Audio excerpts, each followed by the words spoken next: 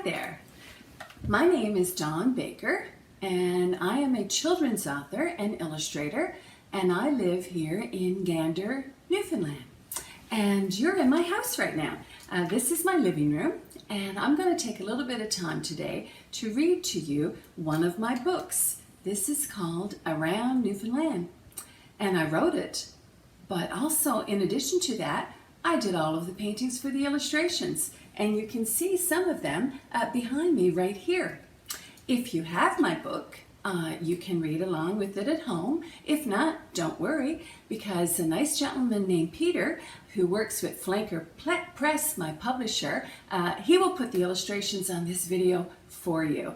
And interestingly enough, one of the characters in this book is also called Peter, so that's a little bit of a coincidence. But if you'd like, you just sit back now and I will read the book for you. Around Newfoundland. Gary scanned the ocean looking for the coast. It wasn't long before he grinned and shouted, "Land ho!" He was looking forward to traveling across the beautiful island of Newfoundland.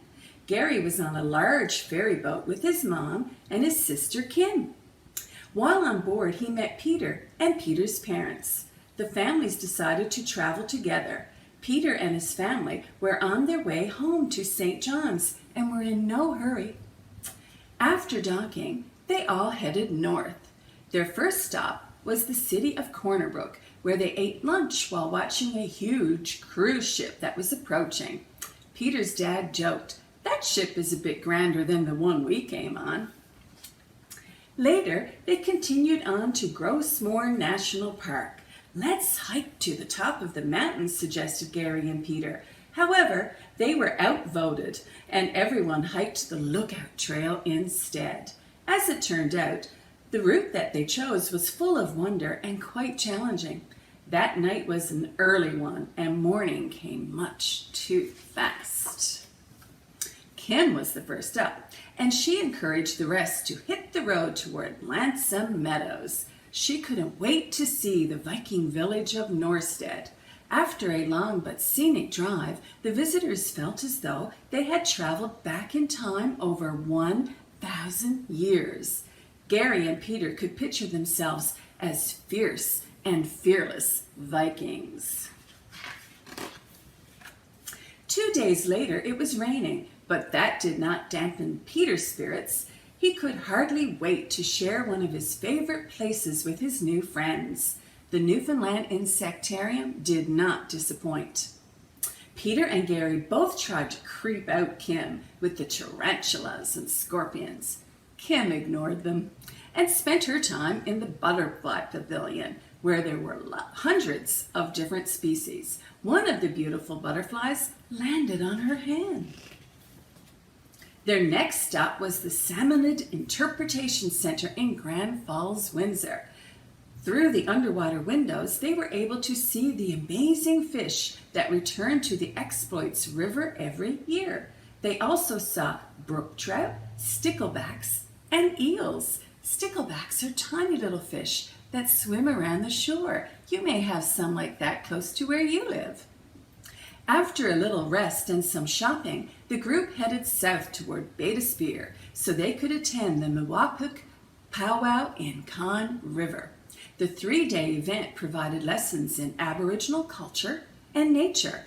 The area was alive with color, movement, and sound, thanks to the drummers and dancers.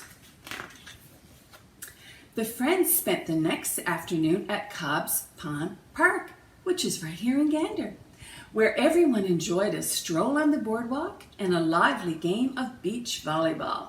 A picnic supper of cold plates certainly hit the spot. Since the powwow, the two families had an even deeper respect for their environment, so they made sure to clean up carefully. Even the grown-ups were eager to get started the next morning. They had booked an outing with Iceberg Man Tours in Twillingate, and what an outing it was. The group saw icebergs, 2 types of whales, and breathtaking scenery. Gary and Peter were thrilled when a whale surfaced and blew spray in the air. After the tour, they stopped at Prime Berth to see the awesome whale display. As they drove along from place to place, the view from the car windows kept everyone entertained. Kim's favorite scene was one of a Newfoundland pony. His mane and tail were really long and silky, but he looked sturdy and strong. He reminded her of a toy she once had. Peter's mom admired some quilts drying on a clothesline. The patterns were unique and quite beautiful. "They are just like the ones my grandmother used to make," she said. "And you can see the illustration, the painting that I did. It's right there on the piano behind me." After spending a lot of time sitting inside their cars, everyone was more than happy to spend a day at the beach. They found a perfect stretch of sand on one of the famous beaches in Eastport, and the two boys had a friendly race, which ended in a tie. There was only time to visit one more place before Peter's parents had to get back to work in St. John's. They chose Bonavista. Even though the lighthouse was really nice and the weather was warm, Gary was still a little sad. He and Peter had become great buddies, and he didn't want to say goodbye. He wasn't at all eager to leave. And you can also see the painting of the lighthouse in Bonavista. It's right behind my shoulder. Fortunately, Gary's mom had planned for them to spend several days in the historic Newfoundland capital of St. John's. On their first day there, it was a little cool and showery. So the family trio drove around the city and took in all the sights. Kim thought the colorful houses of Jelly Bean Row were quite enchanting. On their drive, Gary noticed a large and very unusual building. It turned out to be the REMS, which is the Provincial Archive, Gallery, and Museum all in one. They decided to go in. It was super. There were exhibits on everything from a giant squid to World War I and the Royal Newfoundland Regiment. Even the view from the huge windows was a work of art. Gary loved the bird's eye view of the snug harbor and watched as a Coast Guard ship came in through the Narrows.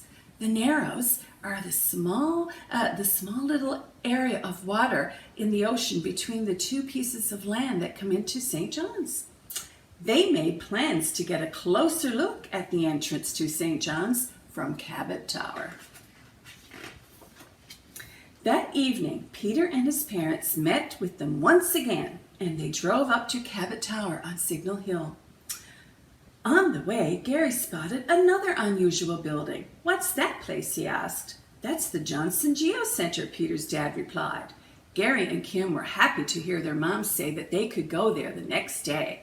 "By the way," she said, "I think I will have some exciting news to share with you soon. I'll tell you all about it when I know for sure." Gary wondered what the news might be. The Geo Centre turned out to be much bigger than it looked from the outside, as it was mostly underground. While there, they learned a lot about rocks and fossils and planets. They even watched a movie in 3D. Gary liked the 550 million year old rock wall, while Kim and their mom enjoyed the Titanic display. On the last day of the visit, the two families met to spend the afternoon in Bowring Park. Gary was nervous when his mom gathered everyone around a picnic table for her big announcement. She began by asking, "How would you like it if we were to stay here?" Gary couldn't believe what he was hearing. "That would be awesome," he declared. Kim was happy also. She felt quite at home in St. John's. "Well, I found a great job here," Gary's mom explained, "and if you guys agree, we can be all settled before school starts."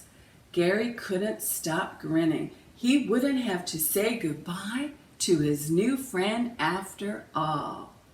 And that is the end of the story.